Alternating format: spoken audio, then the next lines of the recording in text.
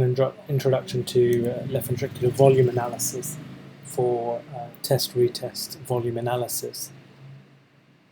After opening your study, head to the short 3D module. You have to drag in your long and short axis here. First of all, just to prepare your workspace, in Preferences, go to Contours, and through Contours you'll see a number of different settings. The key to make sure is that your pixel matrix size is 4x4 and that your rounded contours is off and that you are detecting LV papillary muscle.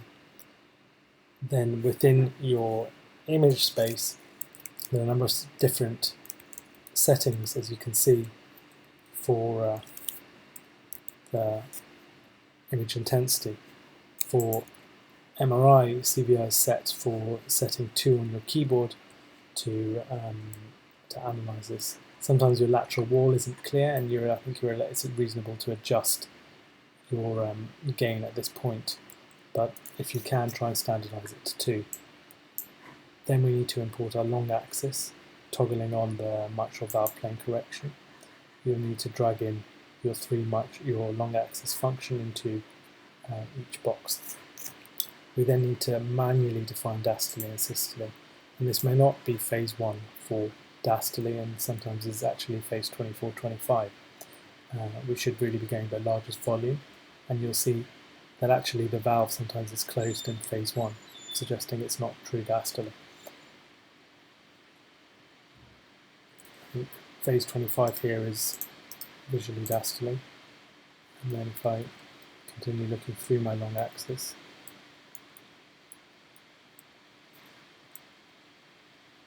phase 9 is systole, defining for LV and RV, even though we aren't using LV for this project. We then need to set the mitral valve plane, but just for the reasons of data collection when we export workspace, we'll do that at the end. Then it's focusing on the endocardium, and before doing this I think it's reasonable to zoom in to the correct size, probably about 70% of the actual screen, maybe slightly bigger, and then starting at the base. The definitions we should use are really by SCMR guidelines and by NINSA, where it's 50% of the analyze include blood pool if there's 50% of myocardium, as there is in this case, and then you can, if you're not sure, you can look at the long axis function. Of course, we're using mitral valve plane tracking, so I wouldn't worry too much about this. Then to draw the endocardium, there's a number of different ways to do this. For at least the initial training data set, we should use the balloon growing threshold segmentation, using Alt as a control key, which I'll be using here. And then you can go ahead and start analysing. Then if you go straight to the bottom, it's a bit cleaner at selecting out papillary muscles. Clearly too much here.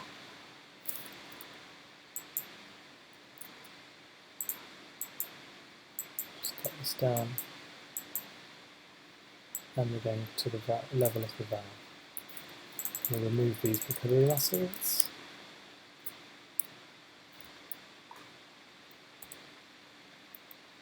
And I'll continue analysing my ventricle.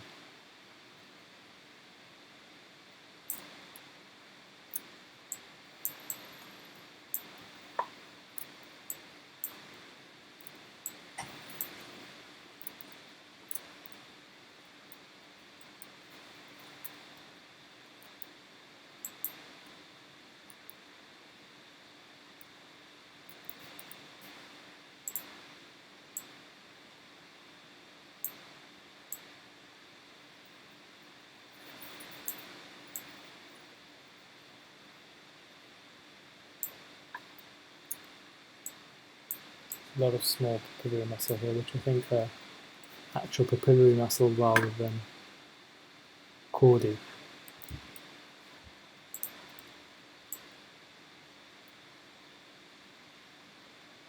Sometimes it involves just playing really to get the best feel for your settings, and unfortunately may need a bit of manual correction, particularly for these small papillary muscle. I think I've chosen a more difficult example.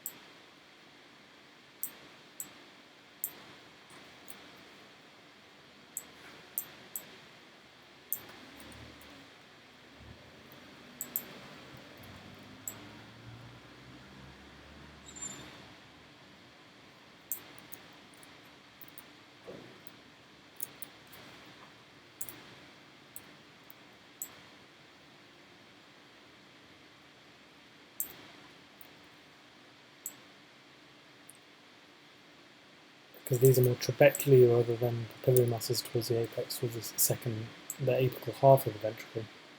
I'm not including these as papillary muscle and contouring around them.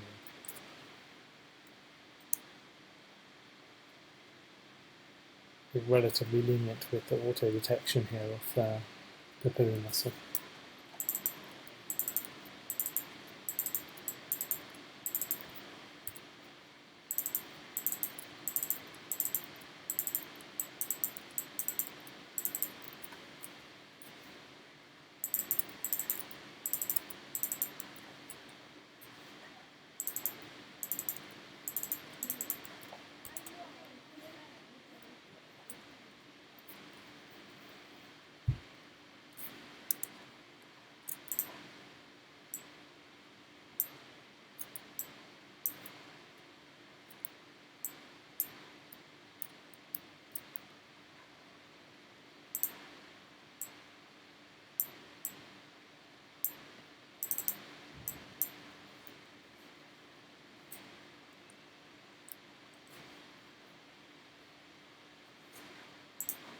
Then go on to more epicardium. And there's different ways to do this.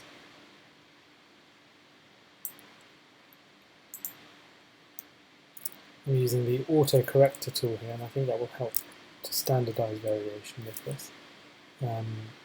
Sometimes this doesn't work well if you start with it, something that works very well. And it's an adaptation of, I think, both auto and manual correction to achieve the best contour.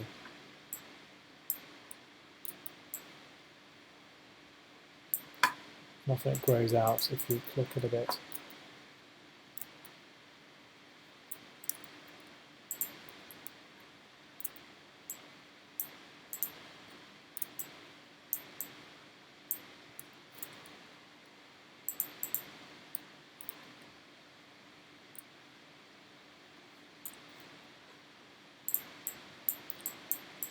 Keeping the dot in the middle will allow it to center better when it's auto-segmenting.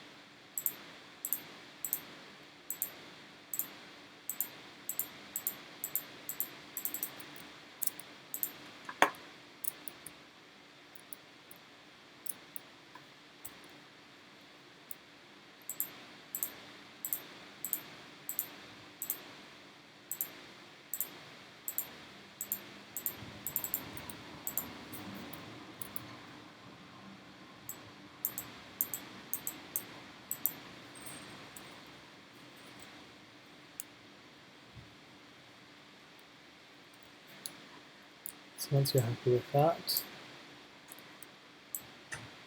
on to Systole, which is already marked, and this is just for endocardium. But the key thing here, I think, is to make sure your papillary muscle mass is similar, because you don't want to change your ejection fraction because of this.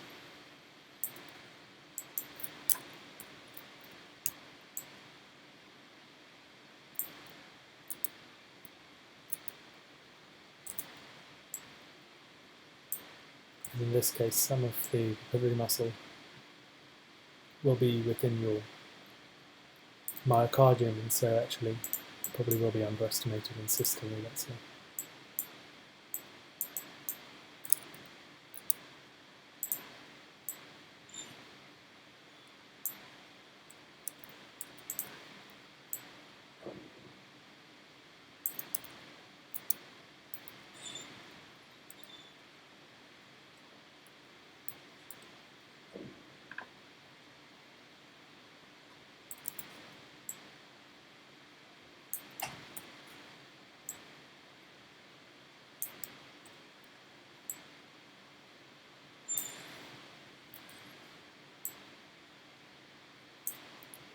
Again, the level of thresholding here, I think, will be quite operator dependent.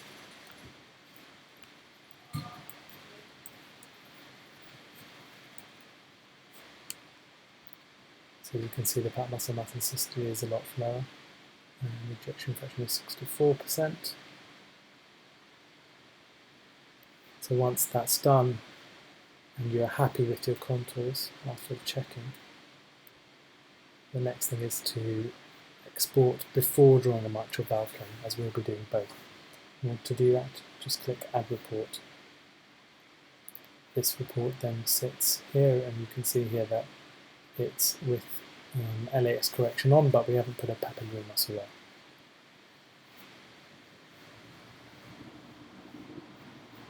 Then the next thing to do is to draw your mitral valve plane, and you will see how the volume changes. And do this in 2 or 3 short axis, whatever, long axis, whatever is available for that study. And we are aiming for the mitral valve pinch points.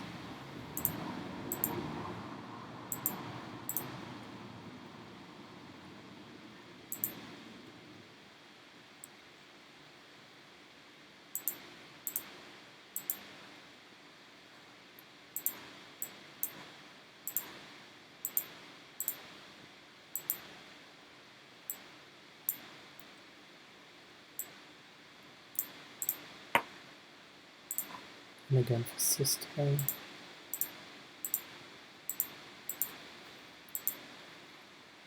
can see the blue line comes up once you draw 2. And if you follow the endoscopic volume, it changes by about 2 mils or so. Shows that there's some element, but actually it's probably including most of the basal slice, which you can see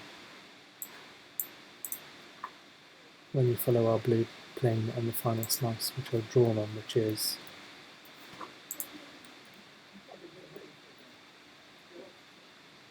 the yellow here, so the green actually I haven't drawn anything on. The top slice here. Then save report again. Okay.